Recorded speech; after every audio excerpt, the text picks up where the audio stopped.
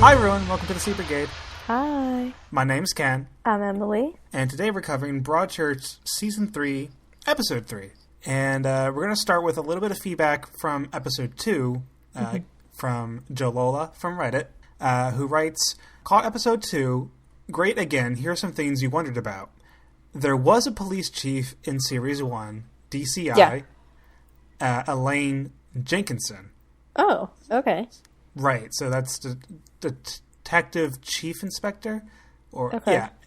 She told Ellie that Hardy got the DI job, which was a plot I not completely forgot about, but as soon as I read that, I remembered that was the first reason that Ellie hated Alec, was for basically having her job.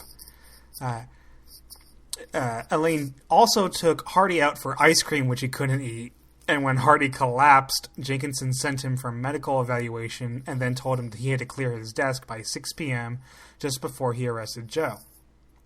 Oh. Now, there was another female supervisor last series when Hardy was teaching. But I don't think she was Jenkinson. Series 2... Yeah. I also forgot that Hardy was a teacher for a brief bit. I read that feedback maybe 2 or 3 times, and I was like, I always somehow like Hardy was teaching what? I also have here, Series 2 had a lot of deleted scenes that the producers decided to release as extra scenes between episodes. Oh. You mentioned the Becca ones. There were a couple with Sharon and Jocelyn too. Yes. For example, the aftermath of Jocelyn's mother's service was in one of them. It's hard to know whether they were meant to have effects on the show or were just extras. Mm-hmm. Soko O'Brien's court scene was a deleted scene, and he only answered questions about his asking Ellie out. So, that's maybe another reason why I forgot or didn't know, about that. If it was just released as like a YouTube extra in between. But my understanding from watching some of them was it felt like they did have effects on interactions between characters. Yeah, I seem to remember some of the Sharon ones, I think. I can't quite put my finger on them, but I know that there were some. Yeah, and on the whole, I feel like those extras probably hurt more than help. If you have deleted scenes, save them for the DVD. I wouldn't release them. I wouldn't release them afterwards, because then it starts to feel like... It starts to feel like, oh, why was this deleted? Yeah. Or, you start to wonder, like, how important are these characters if their plots are being sidetracked to, bonus content. Yeah, well, I think that's just kind of one of the main problems of Season 2 that I know we've talked about and other people have talked about it too, is that it was going in too many directions, trying to do too much.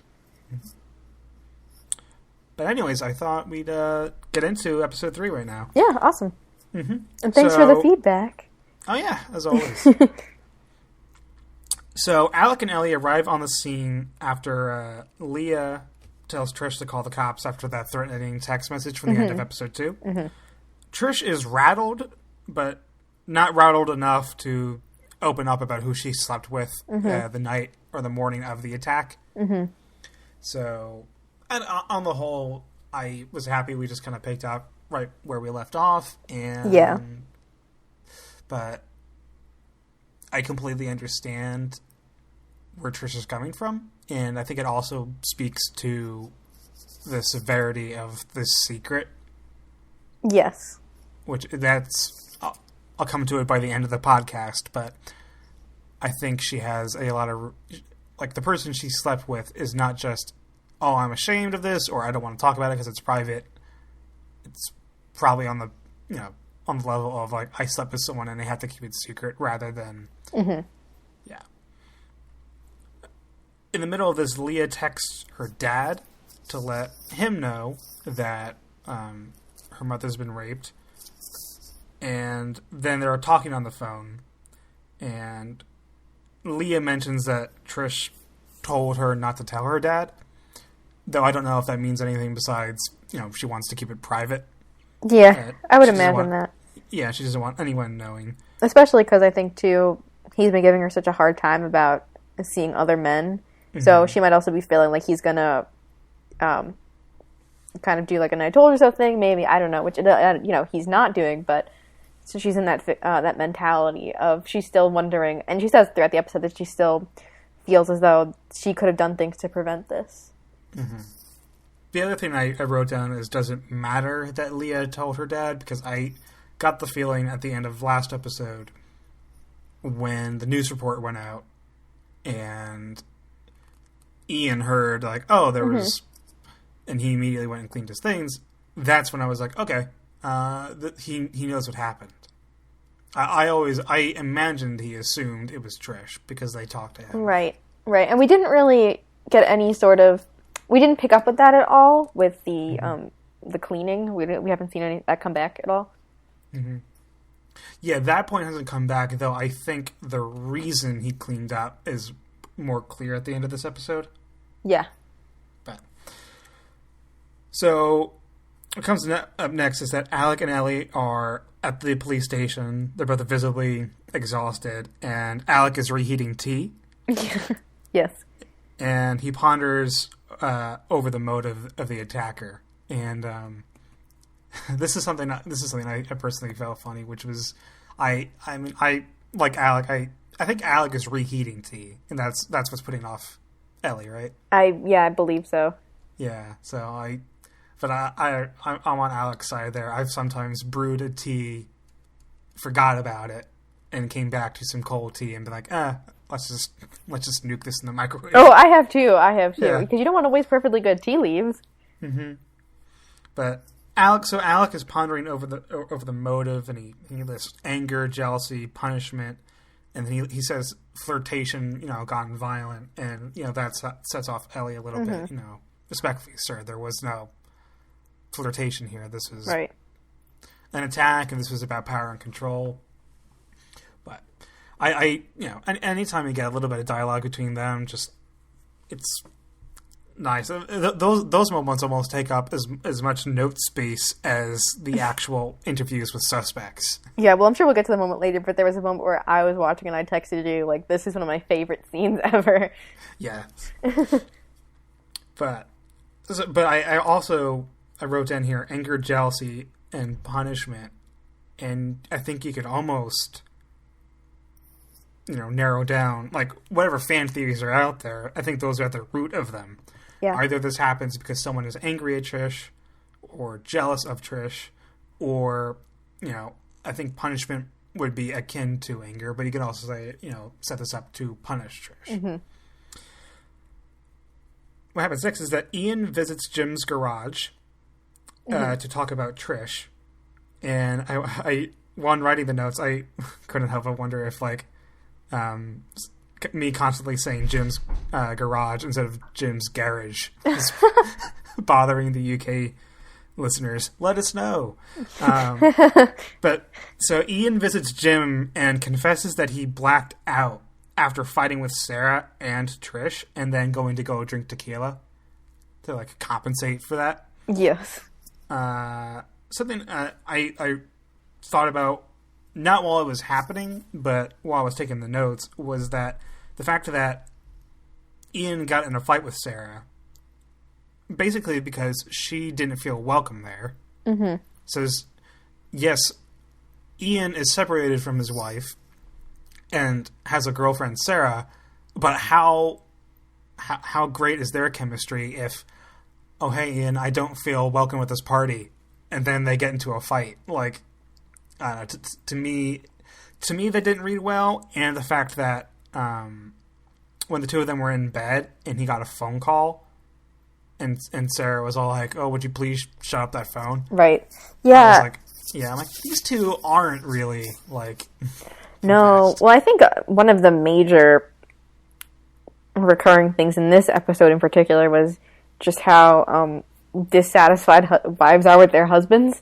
Mm-hmm. And the kind of the reasons why they stick with them anyway. I mean, Sarah and Ian are not married, but it's also something that's interesting is that Ian still refers to Trish as his wife.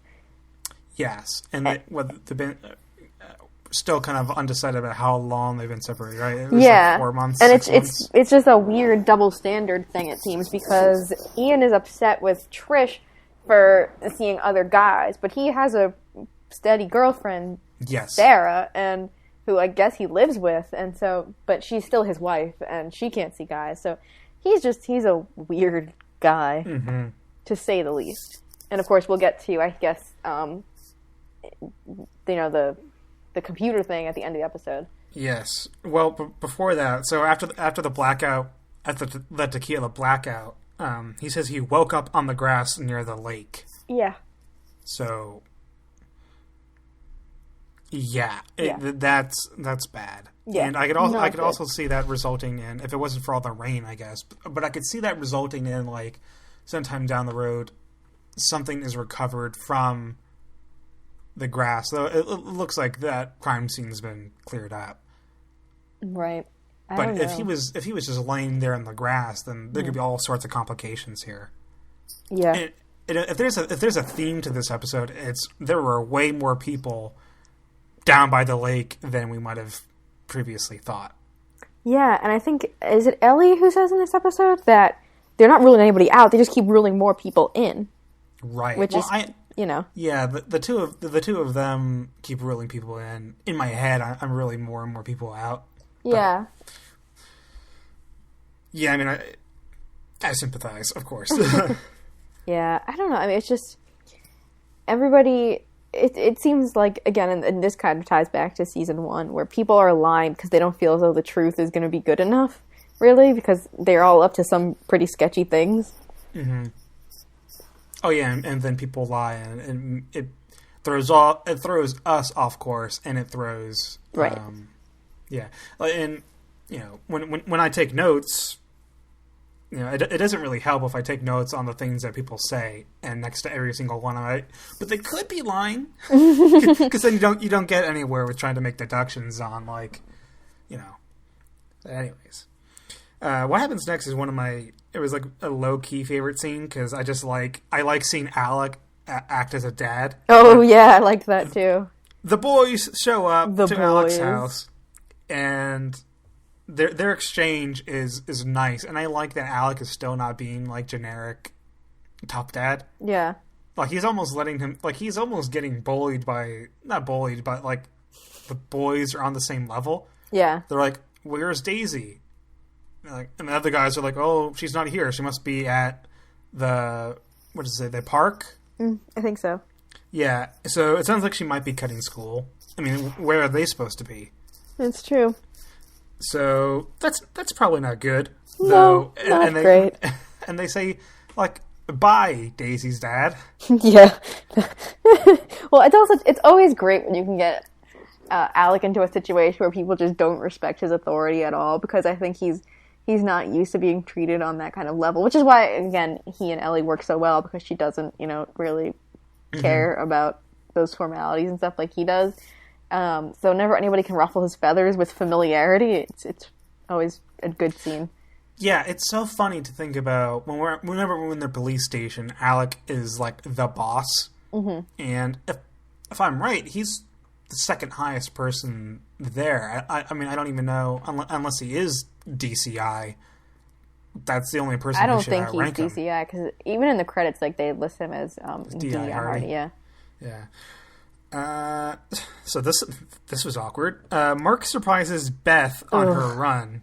He's just the worst.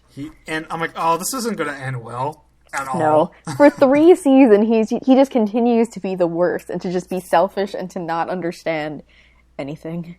Mm-hmm. So, yeah, I mean, that's all that scene is. Mark shows up, he's way too happy, and he sets up a meet with the rest of the family later that day. Yeah, and there's just, I don't want to say that it's creepy, but it's kind of creepy just how not with it he is, how he just can't read people, and he has never really been able to understand what people need. And once again, Chloe continues to be a real voice of reason in the family. I mean, Beth is definitely a stronger person and in a better mental place than she ever has been that we've seen. So she also has the strength to stand up to him, but Chloe in particular is someone who can say, look, like, this is not what we want as a family. Yes, and having your daughter stand up is a real, like, slap, or like slap. or God, I was gonna say slap in the face, but it's more like smelling the coffee. Like Right. you're like, oh, even my daughter is. But we'll get to that in a little bit. But the what happens next is that Ian visits Trish's house and knocks on the door, calls her on the phone, leaves a message, and Trish is evading him, hiding right there underneath the window. And I thought that was actually a really good. I don't talk about like camera work all that often. Yeah, but, like, that was a good just shot. that was a good, and you could see Trish go through different nonverbal reactions.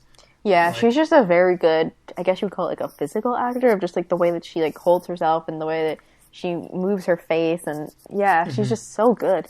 And Ian's like, if you need me, I'm here. I want to be here for you. I love you. And when he says I love you, she kind of just like pulls her face down, or like hides in her own hands. And I have down here that there are two ways during this scene, right? Either Ian is just like this,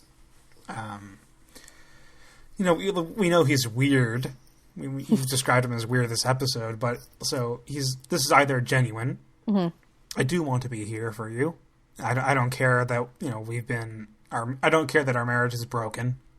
I want to be here for you, just because okay, so that's like a decent guy thing to do. But the other thing I wrote down here was that this could be read as like a very opportunistic thing. Yeah. Because I think we established he and Sarah don't have the best thing going on. So this could be opportunistic, and like he could see this as a way like, okay, this could be the way back into my house, back into my marriage, and more time with my daughter, or something like that. Yeah, he and Mark Latimer have a lot in common. And worse yet, he doesn't seem like the type of guy that would orchestrate what happened to Trish just for that, but that could be a theory. Yeah. Like, okay, have something, plan for something horrible to happen. Maybe he didn't know it was going to be to that extent, but plan for Trish to have a bad time or sabotage Trish's life, and just to do that. But I don't know. I don't think the circumstances around their separation are clear enough. I was actually just going to ask you that if we knew that, and because I didn't think that we did, and so yeah, we don't. Yeah. Yeah, a part of me in episode 2 wondered if Trish was cheated, but I think you're right, because when he mentions all the people she's sleeping with, it sounds like post their breakup. Yeah. But that's just a small theory. What I have next here is that Kitty Hartford's sarcasm gets her in trouble again. Had enough of your noise.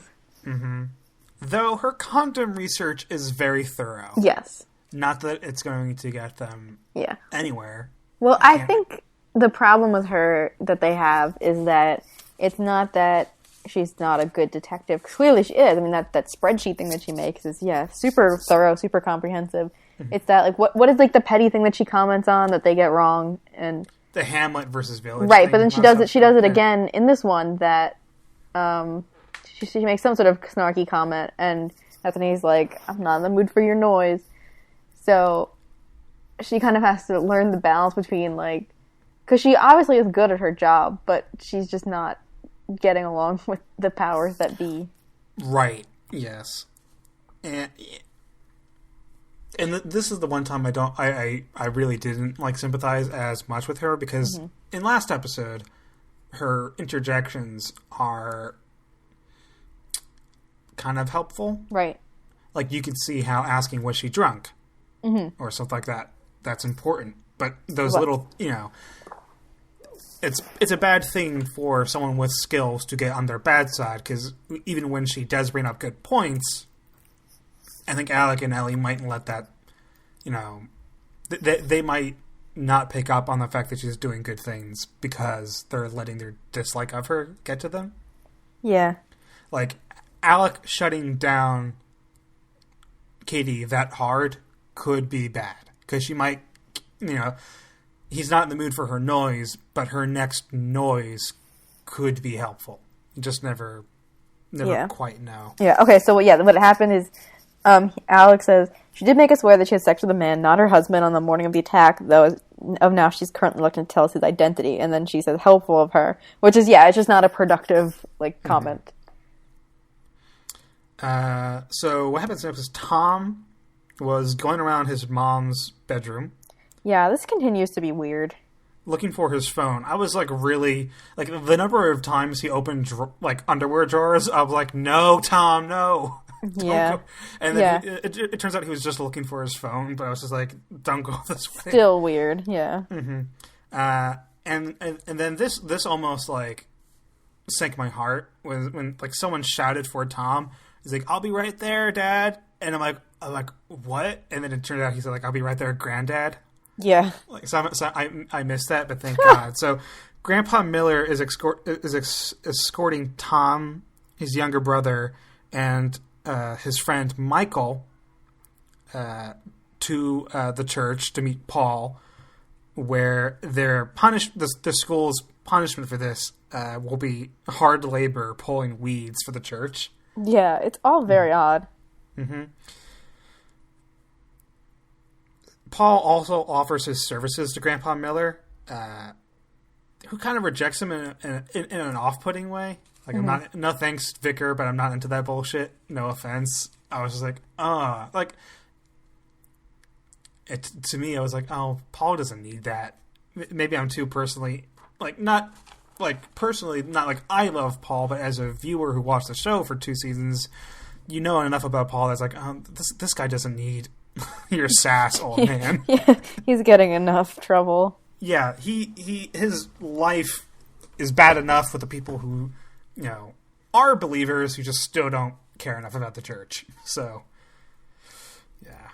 Yeah, I don't know. I mean, what do you think of this whole porn subplot? Because then immediately after they're done with the punishment, Tom and his friend are watching porn together on his phone, and it's just odd. Right. No, we'll jump to this scene right now. But, yeah, so they do the hard labor, and then Tom's talking to his friend Michael, who at this point we don't know is Lucas's stepson, which it could play into, he says he's bothered, he blames it on his stepdad being a dick, but then Tom's like, hey man, I got something to make your day better, basically. He's like, I got the phone back. It's still got everything on it. And Michael's like, I'm not bothered, and he's like, Tom's like, oh, I've seen it, so you gotta see it. So they watch porn together, and I've written down that this is important, and there are a lot of theories here, and we could just cover these theories here too. Yeah, sure. The two of them being that this is either there are basically 3 different theories for what the porn is. The first being somehow that this is video proof of who Trish slept with that morning. Mm-hmm. Somehow video of the rape. Yeah, well, to kind of jump around a little bit, one of the theories about what Ian needs to get off of his computer is some sort of camera software that's taping Trish. Right. So that's part of the theory, is that Ian would somehow have a camera inside his old home, which he could conceivably easily set up. Mm-hmm. It's just a matter of why, though. Anyways, then the third theory is that this is somehow of Daisy Hardy. Yeah, I don't know that I buy that so much. There's just enough here because we know that we learned from this episode that Daisy gets in trouble for something in Sandbrook that is bad enough that she and her mom are so at odds that Alec is able to just pick up and move her life over to Broadchurch. Mm-hmm. And then a lot of people are also speculating that somehow whatever she's done with if a sex tape of her from Sandbrook exists or something like that happened, something could also happen with Daisy and the boys, though. I want Daisy's business with the boys to be way more innocent than that. Yeah, me too. I hope it's much more, because I think it's more effective even that they've had moments of it too with Ellie when she's walking home from the police station and she passes by a guy and you can see her just be like, oh, what's gonna happen, and then obviously it's just like a tame, whatever, like, good night counter, but... Yeah. But yeah, everyone's a little bit on edge. Right. So I think the boys are Alec's version of being on edge. Yes. Or Alec's version of walking by a man at night. So. Yes, and because when something like this is happening, all these normal day-to-day interactions become a lot more... You start to question, they become a lot more sinister. I like the most of the porn theories. I like the idea that it is of a consensual encounter that Trish has. Yeah. And that... so somehow Tom becomes relevant to the case. That's just a short... Then now we don't have to talk about the porn phone for the rest of the podcast. Yeah. The less said about it, the better. Although we do have to talk a lot about it just because it's so odd and it doesn't really fit with what's going on. It's been 3 episodes now. So it's relevant enough that the writers keep dropping it in here. Yeah. So what happens next is that Alec and Ellie interview Ed. So yes. Detective Katie's dad. Mm-hmm. So, in a way, I think this interview, before we go into the details of it, I think right from the beginning, this interview is compromised because, if Hartford doesn't bring up the fact that she's DC Detective Constable, if DC Hartford doesn't bring up to Alec and Ellie that she did an interview with her father about the case, then that means she prepped him for it. Right. Or maybe that doesn't even mean that. But anyways, so he claims that the fight between him and Jim happened. He claims he doesn't drink, so he decided to fight Jim while sober, which is something I actually kind of like.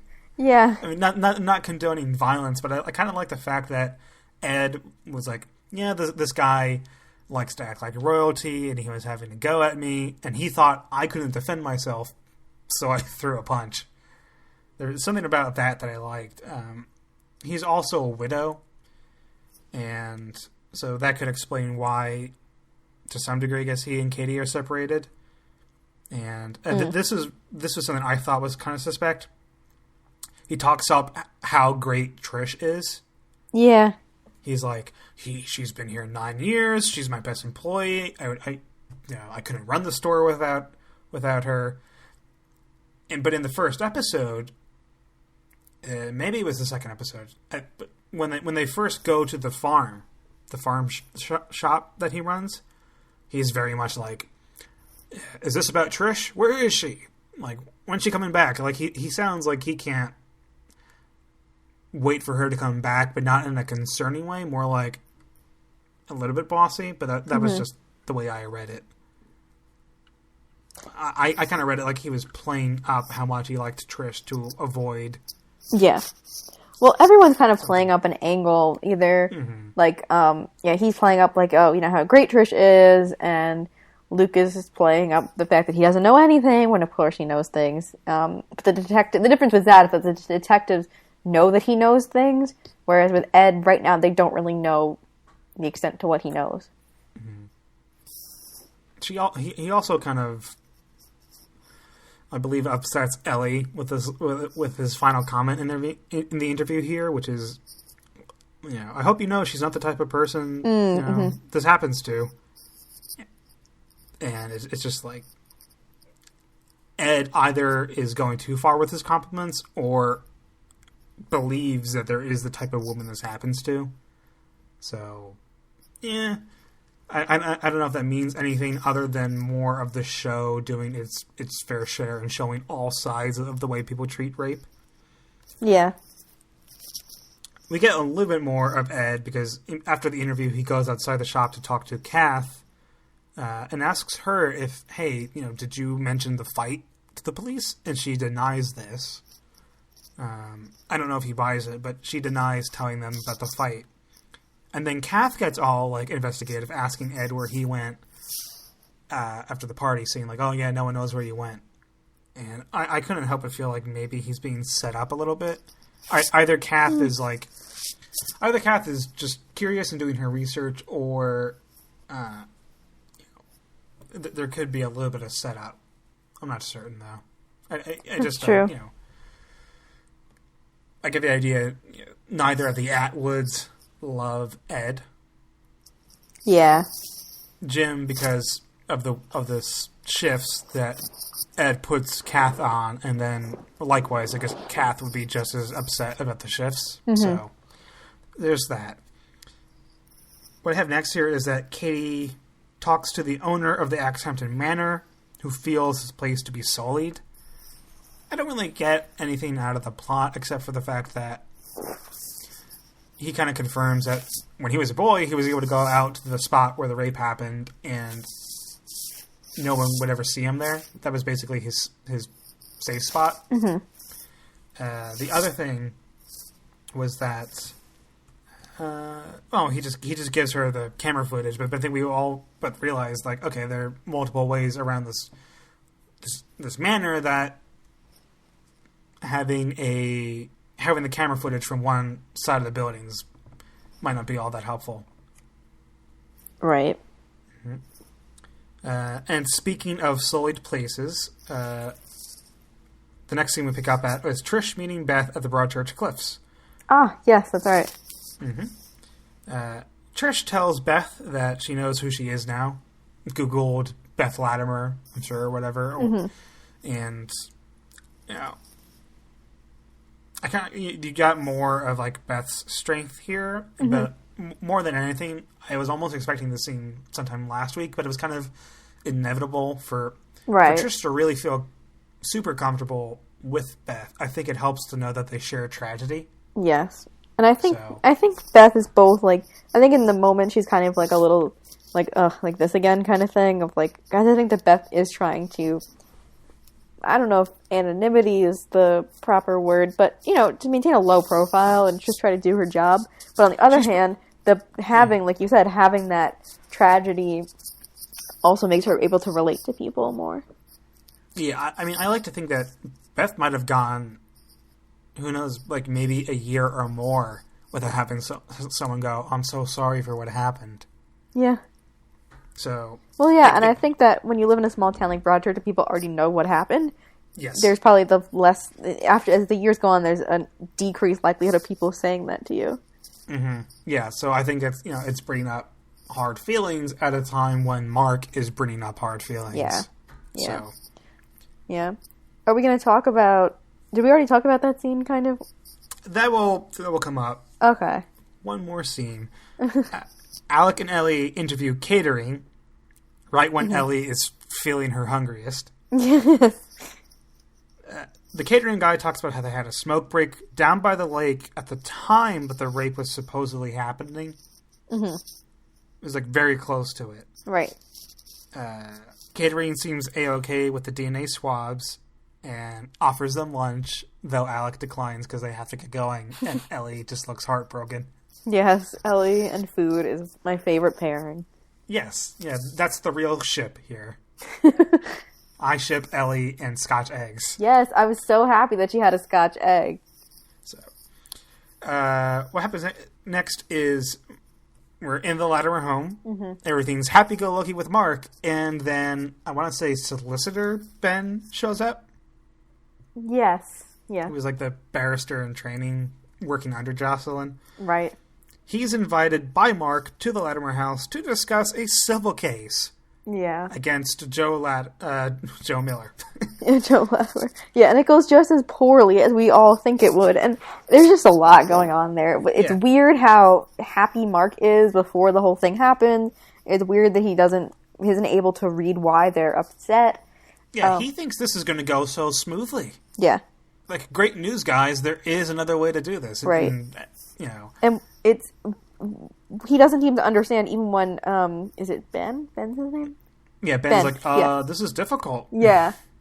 Yeah, it seems like they really didn't talk about their expectations for this over the phone or whatever. So Mark is also confused as to how this is not going to be easy. Yeah, I mean, there are a lot of ways to deconstruct this a little bit. Mm-hmm. But, I mean, it shows how broken Mark is it also, from his point of view, he reads Beth as having given up, when really it's, and I think Chloe helps him maybe realize, like, it's not giving up, it's moving on with their lives. Right, and like Beth points out, it's like you're so hung up on Danny, but you forget that you have 2 other daughters, and they need you too.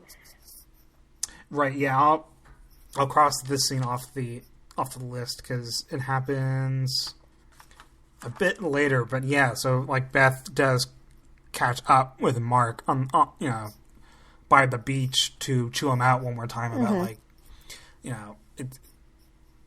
the thing that sucks about this the most isn't you bringing up these feelings. They're, like, Beth and Chloe are strong enough to get over this. The thing that sucks the most is that, poor marriage or not, I think Beth, it still hurts to see Mark be kind of such a loser about all this stuff still. Right. And I mean, he's clearly not at all able to move on. I mean, even with, like, the book deal, which hasn't come up since the first episode, but that's probably part of what makes Beth and Chloe, like, feel even more pity for him, because I bet he did all those interviews. Yeah, because that book is by Mark, written by Maggie. So it wasn't a co-interview with Beth, and so, like, that's just one more way he tried to do Danny right, was his story needs to be told, right? And then that didn't fill the hole in his life, so he's like, I gotta go find out how to do the get justice. Yeah, and he's gonna keep trying to, because that book just came out. Right. I don't think it's a coincidence that he does the interview, book comes out, he doesn't feel any better, so now he's trying to do, like, the justice thing, and he keeps mentioning too the fact that he needs to do it because he wasn't there for Danny, and I mean, part of the reason why Danny was spending time with Joe Miller was because his father wasn't giving him a lot of attention, and I mean, there's just a lot wrapped up in there, and he's doing the same thing to Chloe. Exactly. And Beth. Exactly. He's just not someone who's emotionally prepared to handle these kinds of experiences that come when you have a family. So, this is way too big a conversation to have mid-podcast, but what's the ending for Mark? I don't know. I really don't know. What is it? Yeah. Maybe we'll think about that and discuss it at a later point, but yeah. I mean, I hope that... What's the satisfying thing that Mark does that changes him, or he realizes something, or... Because it's not this episode. I think this episode he's still left wondering what's wrong with everyone else. Yes. Not what's wrong with me. Yes. So. And I guess I kind of wonder, too, how he's supposed to fit into this season. Because we see clearly how Beth fits in, and Mark fits in because he's, in contrast with her. Mm-hmm. But I don't want to see every episode. It's like, all right, we're taking our 5 minutes to see Mark moping and messing stuff up again. Right, yeah. We don't need Mark to be stuck in season 1. Right. The next interview that Alec and Ellie give is with a musician who played live music at Kath's party. He says they were arguing, Kath and Jim, about the party stuff. There wasn't enough drink. There was too much food. And Kath didn't want live music, but Jim ordered it anyways. So, their marriage is fine. Yeah, things are going really well. Mm-hmm. What I had done here was that he says Ed looked angry and then went to the gardens around 11 o'clock. So now we have 2 people. I don't know that the gardens are the same as the lake, but I think they probably are. Mm-hmm. So we have 2 people now who were in the area around the time that Trish was supposedly raped. We have catering and we have Ed. And at some point, Ian ends up around there because he passes out drunk. So I get the idea that either maybe this rape happened at a different time, or because if catering didn't catch it on the smoke break, and if Ed was really around there at 11 o'clock, then what happened? How did no one hear? Right? So yeah, I guess. Alec and Ellie then break for food. Yes. And she's like, please have something to eat. You look so, like, skinny. and eat up, or shut up and eat your stupid scotch egg. That scene made me so happy. Yes. So, I've never had a scotch egg before. I have not either. But that doesn't look like the way to eat it. Right? I don't know. Maybe it is. I mean... It's an egg. It's a hard-boiled egg that's then breaded and fried, right? It's sausage around it, yeah.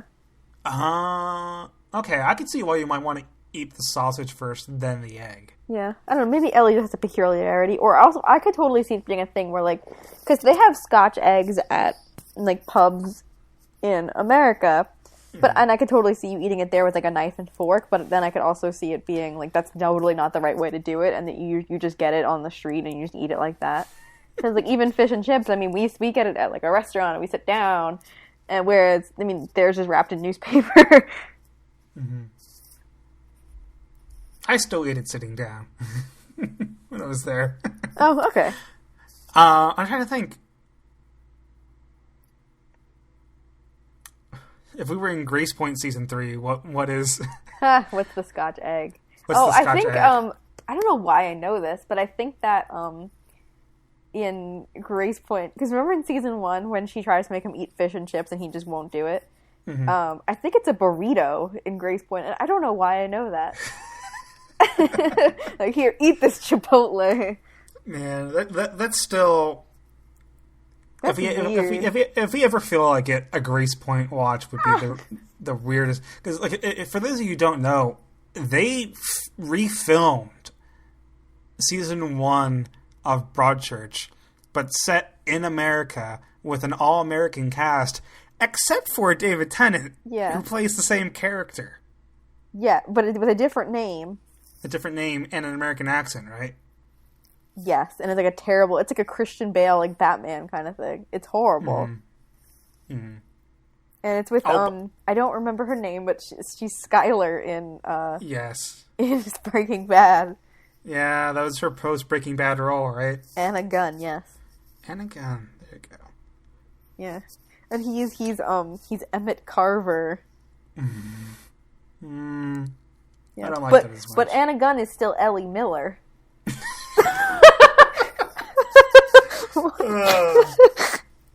If you're listening and you've watched Grace Point, please send us an email. Yes, please. Give us your thoughts. Yeah. I'll say this quickly. On several occasions, I've described people like, oh yeah, I did this podcast about Broadchurch. And like, oh, what's Broadchurch? And I ask, well, have you ever seen Grace Point? And I've had people go, oh yes, me and my whole family watched all of Grace Point. Huh. And I'm like, oh, well, that was a reshoot of this show in England. And there at the time, I was like, there are 2 seasons of that show, and there's only 1 of Grace Point. I'm like, oh, huh. Yeah. And they asked, what do you do in season 2? Good question. So, we learn in this scene, it's not just about Scotch eggs. We learn that in the 2 years, or for at least 2 out of 3 years between the seasons 2 and 3, that Alec returned to Sandbrook, tried to fix his family, and then like ghosted Ellie. Yeah, because he lost his phone. Yeah, I get the idea that Alec just has a lot of unsolved problems. Yeah, he's not so good at people. Yeah, I get it. I mean, there are people in your life that you don't hate, but you don't text them. Yeah, but I mean, I would think that, I mean, I guess we all like to think that. For what they've gone through, you would hope. Yeah. But he's probably picked up the phone and just started something that just couldn't. Yeah, he's definitely that person. Mm-hmm. He mentions also, right, I mentioned this a little bit earlier, but Daisy at some point got in trouble with Tess, and so Alec just moved her over to Broadchurch to kind of restart her life, and Ellie's all like, oh, that's really nice. Like, a lot of people wouldn't do that. But why'd you bring her here? I thought you hated this place. It's like, mostly. Or most of it, right? Yeah, and I don't really think that anybody is super upset that Tess is not in season 3. I don't think that, nobody's really clamoring for her to come back. Right. She was more of a plot device than anything, because, I mean, she's the one who lost the locket. The real Sandbrook evidence, and then framed it on, and all sorts of bad stuff. Yeah.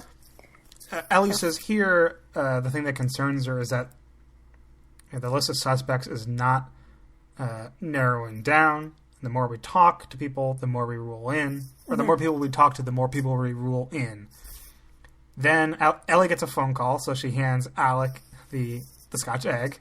Yes, which is my favorite. The noises he makes are hilarious. No. It's like a cross between no and ew. Yeah, it's just like, the squeals are just so funny. I wouldn't want to... I wouldn't ruin someone's scotch egg by dropping it, but... Yeah. No. No. It is pretty icky. I don't think most breakfast foods are things you hand to people. No, not if they're not, like, wrapped. Right. Exactly. So what happens is it's the radio controller from the taxi company. It's like, hey, Lucas is back here. And so they bring him in for another interview. Mm-hmm. And the first thing, right off the gun, they're like, okay, Lucas, so you like to be called Lucas, but your real name is Clive. Yeah. I'm going to keep calling him Lucas until we get some consistency. Did his wife call him Clive or Lucas? His wife calls him Clive. Okay. And I think in every instance since that reveal, I think they have called him Clive. Yeah. But I want to see how this plays out. Mm-hmm. Like, okay, because Trish calls him Lucas. Yeah. There are people who call him Lucas. So I want to see what sticks. But until we get a definitive, is he Clive? Is he Lucas? I'm just going to keep going with Lucas. So they trap him in a huge lie because they ask him about all his like pre-booked fares. They slip him a list of like, okay, this is all the people who were pre-booked. How can you tell us which ones you drove home? And he's like, oh yeah, these 3. And they called all those people who confirmed that he did not pick them up. Which I don't know how he keeps his job as a taxi driver if you skip out on a bunch of pre-bookings. Mm-hmm. So, because instead of doing those jobs, he picked up an expensive fare from someone who was, not confirmed having left the party, but it was someone who was walking away from the manor who got driven far enough away that it was worth a lot of money, right? Right. And so this person left this person was walking away from the manor around 9 or 10 o'clock. So that's just that could be a red herring type thing. One of the first things I thought of was like, for all we know, this could be someone who, had a bad time and left the party, or this is someone who was, just a part of the grander scheme. Like maybe this guy was paid to leave a bunch of blue twine at in the middle of the woods or something. Like there's so many things this person could be, but this was a man in his 30s, so add it to the suspect board. whoever Lucas picked up. So I imagine they would probably want to talk to Lucas again because there's even more lies coming up soon. Mm-hmm. Lucas, this is such an info dump too. There's just so much stuff happening in this interview. Yeah. They bring up the fact that he's misread cues before because right. He's been accused. Right. There was a female customer that he picked up often, misread some cues, and so like dropped her off someplace. Like, oh, you're gonna invite me in, and then she got scared. Filed a complaint. More or less, I think the same thing happened with Trish, except that Trish actually went out with 2 drinks with him and says they didn't click. And then they also ask him, like, are you married? And he's like, yes. So this is a guy who's married, who is hitting on or, like, seeking relationships or sex with his clients. And that's probably it for the Lucas interview. Except there's a lot of info here, but it still kind of feels like a red herring. Like I just haven't seen like a solid Lucas theory out there yet. Yeah, I feel like because there's just so much that we learned about him in this episode that we now need to see how it plays out in episode 4 to see what kind of sticks. What I mean, obviously, I guess we'll talk about it at the end. The reveal of the keys, that's significant. Mm-hmm. Right. So that was Lucas with the keys, right? Mm-hmm. That does play into a theory I have written down here for the end of the episode. Mm-hmm. So DC Katie, still up to some good work. She interviews a guest at the party named Alan Tompkins, who used to be a cabbie, who says that Lucas's cab was left at the Exhampton Manor parking lot at around midnight with the lights off. Right. And Lucas was nowhere to be found. Mm-hmm.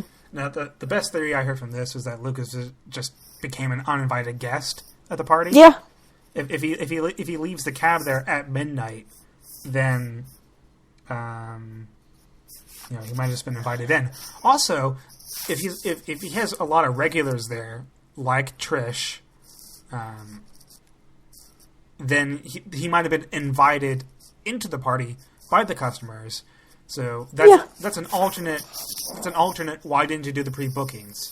Right. Is that maybe all the people who pre-booked cabs home were maybe so drunk that they weren't there, or they invited him in. So, but it just goes to show there are more.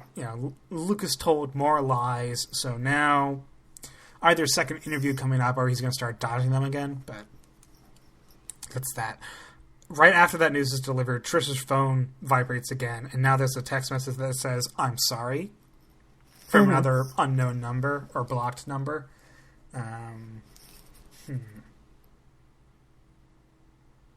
Yeah, I don't know what to think of this, except this doesn't feel like it's going to be the same person who texted her in the morning, or texted her at the end of last episode.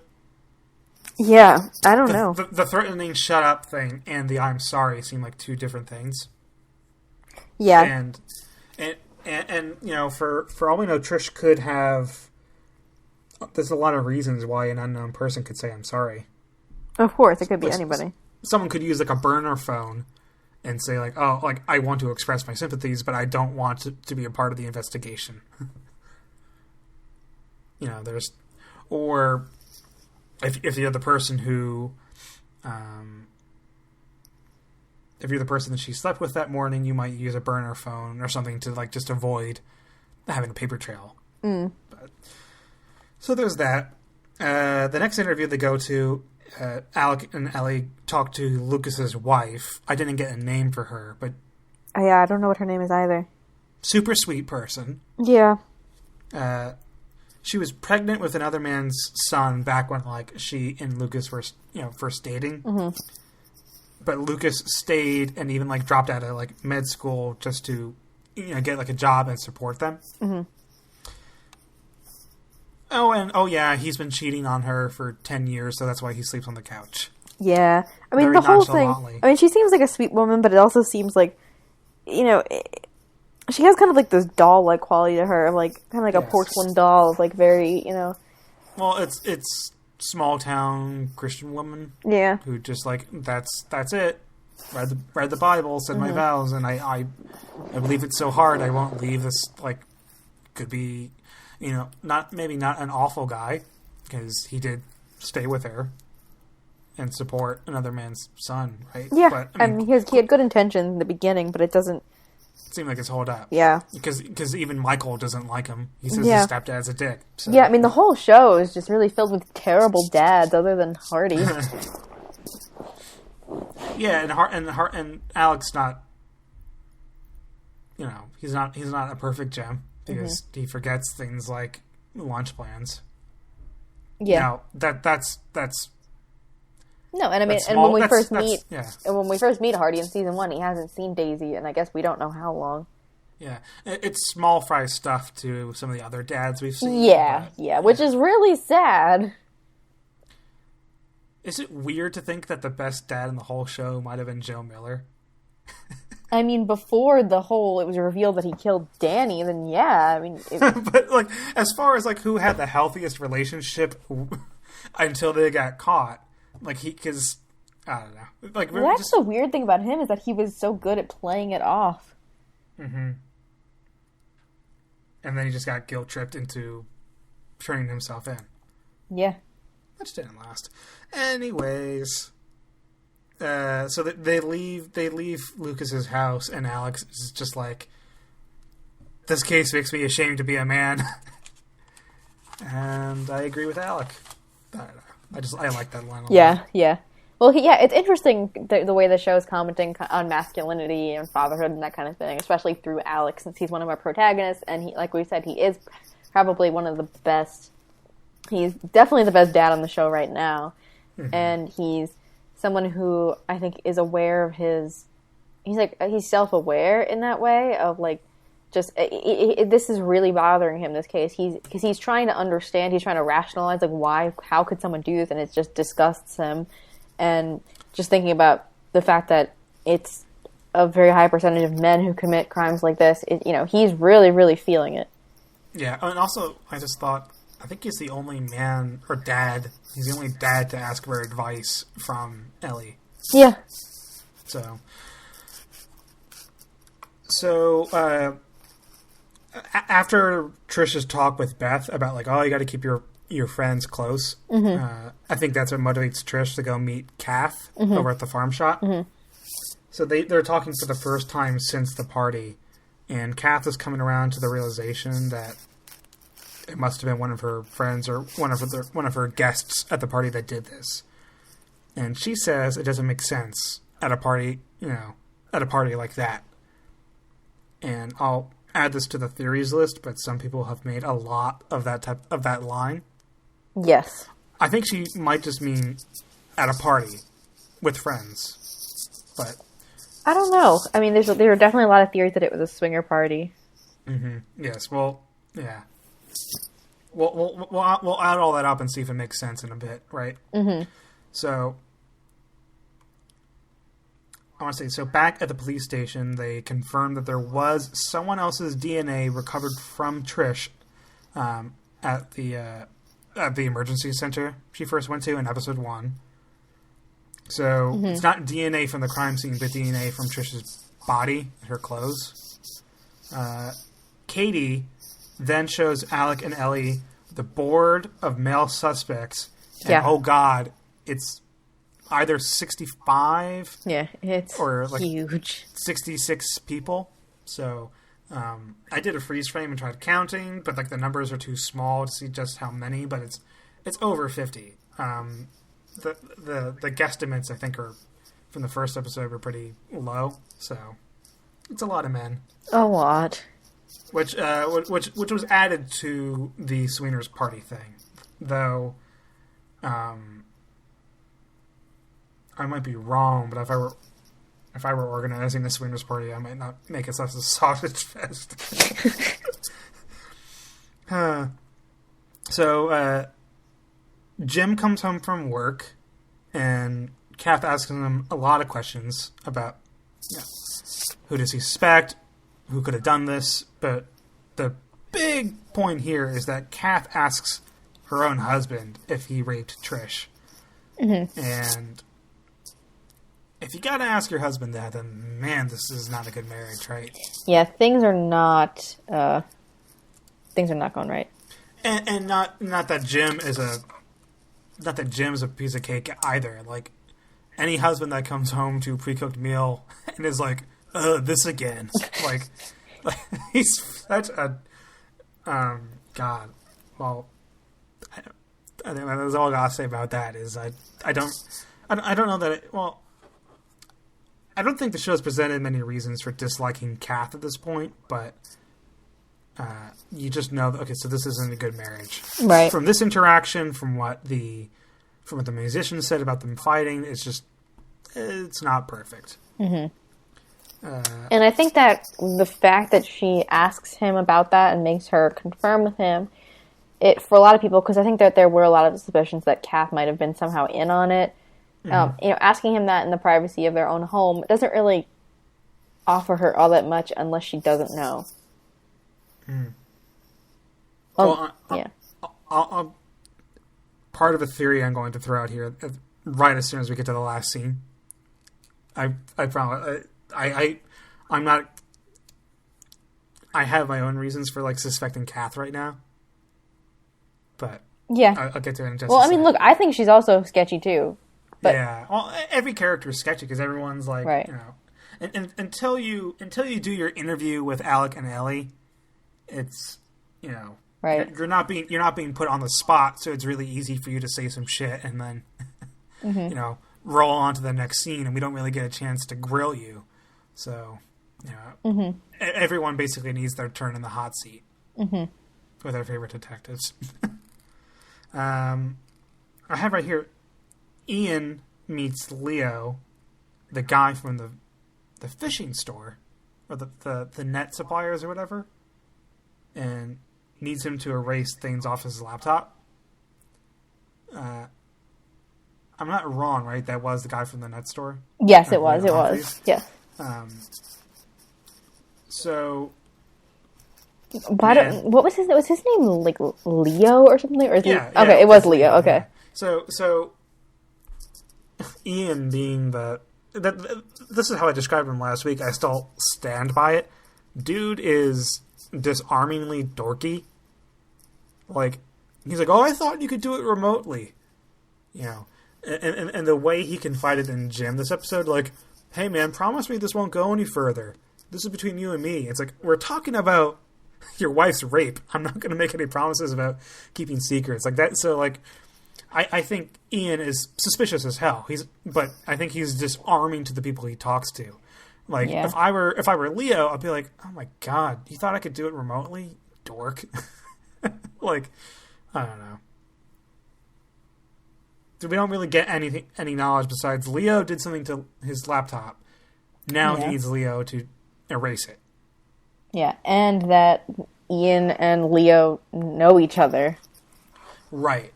Because otherwise they kind of left Leo floating out there as far as why were we introduced to you? Yeah. So. And finally, someone leaves Trish thinking of you flowers. Mm-hmm.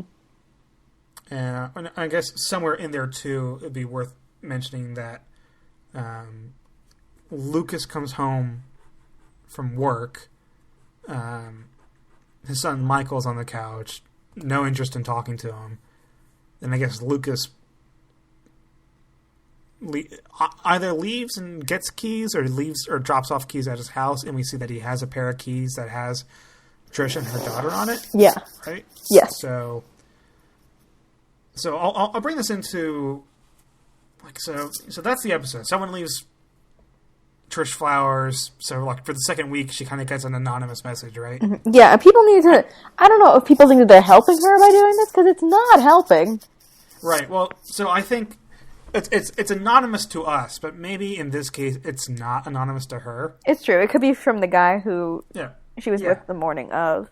So her reaction is different to this. Mm-hmm. She doesn't look scared or could be unsettled, but I think she looks out at the camera that's got the hiding in the woods perspective, right? Yeah. So I'll throw this first theory out here because it connects to who left the flowers. Mm-hmm. And I saw this on Reddit, and I do like the theory that Jim Atwood was the one who left the flowers. Yes, I think that's a popular theory that I've seen too. Yeah. Jim and Trish were having an affair, which is why Trish won't say who she slept with, because it's her best friend's husband. It's why the person who left the flowers had to be anonymous. And bonus points if Kath is in on what happens to Trish, either as a means of like, you're sleeping with my husband, or as a means of maybe getting her husband framed for it, or I have no idea what the motive would be for that. That's why it's a bonus point to it's an amendment to the theory.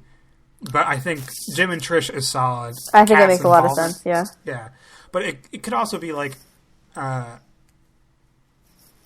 Jim and Trish, or the way Kath was interrogating Jim. on the face of it was about raping Trish. But if she suspects Jim, then it could be more than that. Yeah. So that one's big. I like it. That's my most popular theory for it. If I had to guess what the backup theories were, I guess some people would probably think Ian, because he was there just the same day, but I think it's kind of like a dead-end theory. Like, it doesn't add anything to it. Yeah, because I think that Ian is really, like, craving some sort of attention, and I don't think he would do an anonymous thing. Right, exactly. So we have no reason... Like, Ian showed up at the house, so he has no reason to be anonymous. Yeah. And if you think that the person Trish slept with wasn't Jim, then you think it's that same person, probably. Right. So, but I would think then that the person who texted her, shut up, is not the... Or the texted her, shut up or else, is not the flowers person. No. And I don't think that would be Jim. Right. I could see that being Lucas/Clive or Ian. Right. So here's a question. Are all three anonymous messages from different people? I think yes. Yeah, okay. That's where I'm coming from, too. Is that Alec and Ellie are a little bit screwed here because they got 3 anonymous messages to investigate. Well, if the flowers even gets brought up to the police. So that's what I would think, is that if they can knock off anonymous message by anonymous message and have it still not lead them to the perpetrator. So that's just an idea.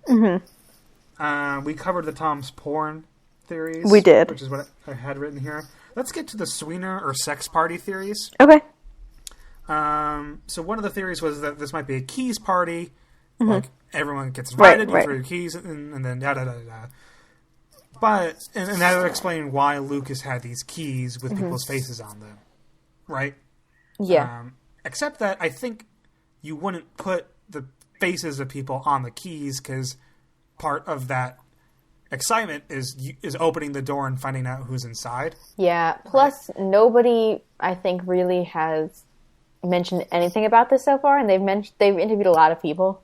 Yeah. Okay. Right. And you could, but so what people are saying is like, okay, well, you wouldn't mention that it was, right? Like, you tried to keep it a secret or something. But on the same token, like, what kind of okay. That actually, I was about to go down a kink shaming route of asking what kind of people throw this massive a sex party for a 50th birthday.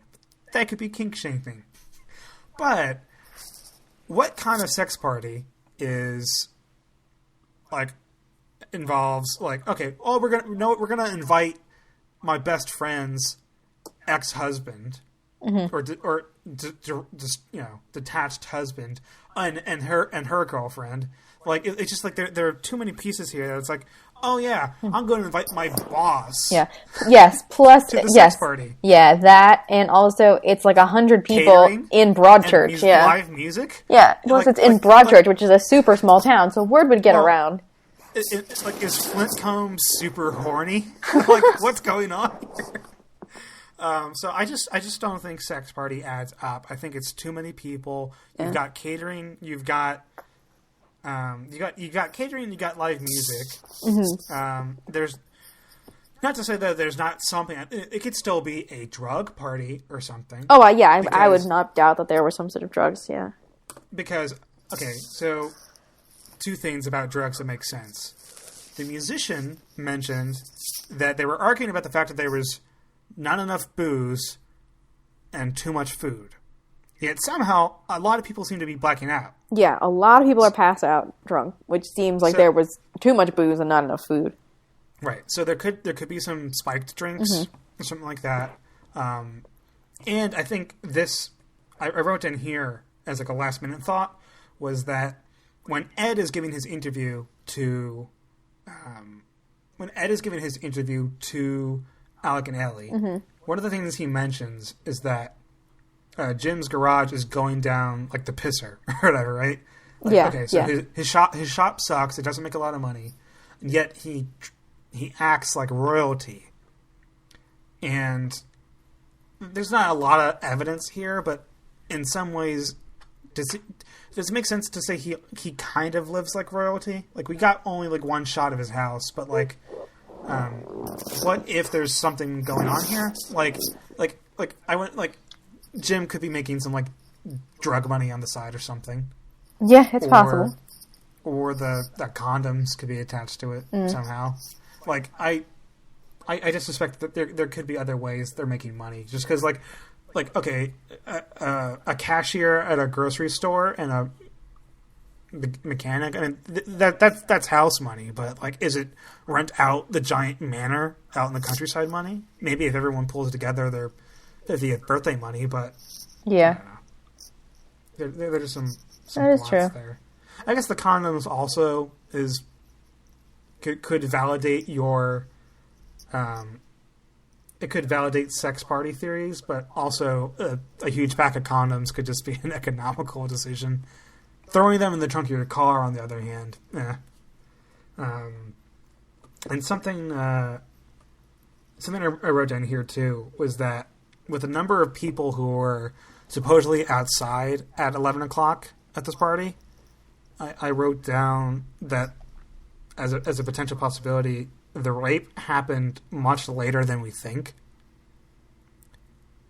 Not that there's the only true. evidence being there is that no one like the catering and Ed, none of the people who are supposedly outside at 11 o'clock have said anything or witnessed anything, and Trish can't say what time it happened, and the attacker isn't there to say what time it happened.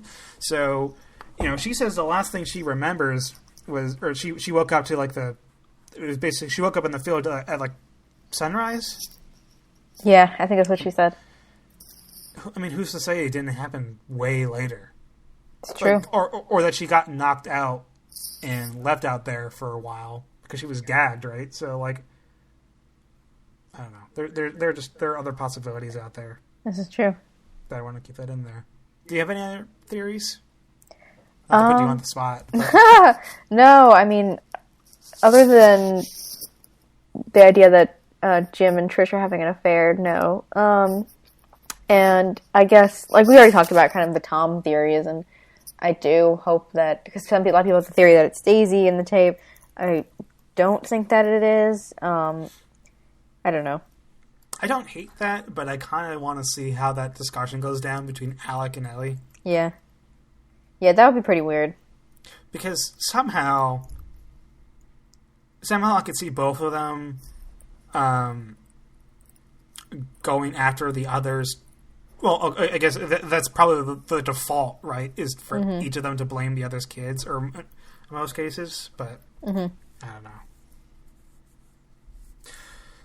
Yeah, I mean, it's funny. We're just in that spot where there's so many clues, and I think right now is when the theories are getting their juiciest. Right. If that makes sense. Like I'm happy to have listed some of the theories out there, and I'm actually really I have a good feeling about Jim and Trish, which makes me feel like if enough people like the theory, then it's not going to be like an episode 6 review. It could be next week. Yeah, well, I think that episode 4 is really we're going to have to start ruling stuff out. Right, because you're on the downhill slope after that. Yeah. So I think that next week we could start getting some things ruled in and ruled out. Mm-hmm. I would kind of like to see Clive/Lucas ruled out by next week. Just because we spent so much time talking about his like mysteries this week that I want him to be ruled out, but in such a way that he does push things forward. Yeah. Like, okay, he's invited inside. As someone who is a chronic cheater, it could make sense that he got invited in for sex reasons, but it could be he just got invited in because he's a regular townie who drives people around a lot, right? So, yeah. I want him to be ruled out in such a way that does push us closer to the thing. Like, okay, so anyone who said they took the cab home, maybe they get caught in that lie, right? Right. Like, how far can it be until, the way Lucas goes down would hopefully... I think Ian would probably be the next target after Lucas. And Ian will have had 3 full episodes of covering his tracks, whatever those tracks are. Cleaning his clothes, cleaning his computer. And, anything else comes up to mind. Or like working on his alibi. Because I think, in his best case scenario, he will have to come up with some kind of way to make... to either strengthen his alibi or make it so that what he told the police the first time stays true. So... Yeah. Oh, and this is just one more thought, was that... So you know how, like, they found some DNA on Trish? Right. Or, like, it was on Trish at... It was on Trish when she went to Sark. So it was not the attack clothes. Or it wasn't the clothes from... The party. The party. It was the clothes she put on. Oh, yeah. That's a good point. So whenever the DNA swab... If Jim gets a DNA swab and his DNA is on Trish's clothes from Monday, right? Then something could have happened. Like they might find, like, if someone from the party's DNA matches those clothes, but it's not. I don't know. I guess that would be one more prediction. Layer addiction, or theories upon theories. But I guess the DNA on Trish's body could be from the secret lover, not the attacker. Right. Well, I mean, the police also know too that there are different sets of clothes. Right.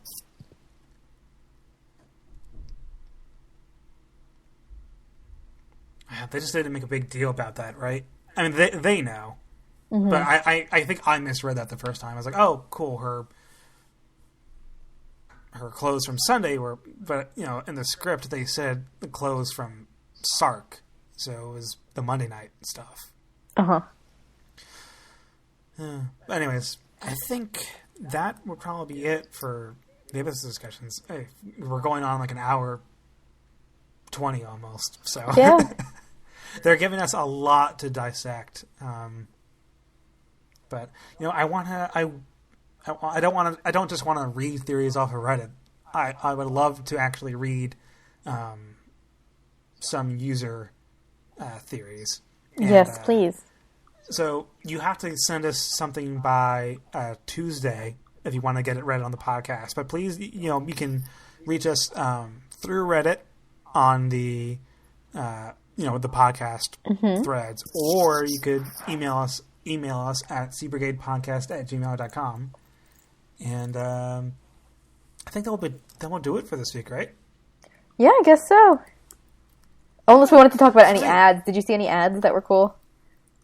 Yeah, this week's edition of Ad Watch. Yeah. There was a weird thing with lemurs. Yes, there was a lemur thing. Meerkats?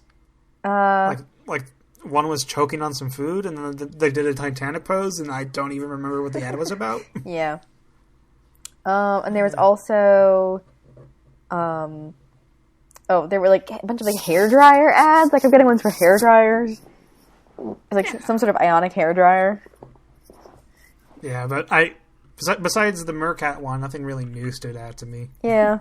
Unless something really spectacular comes up again, that might be the end of Ad Watch. Yeah. I think I'll let you go, listeners, and please write in. I love to stack up the listener feedback at the very beginning of the show. Yes, please. We really love it. I'll talk to you next week. All right. Yeah. Bye. Bye.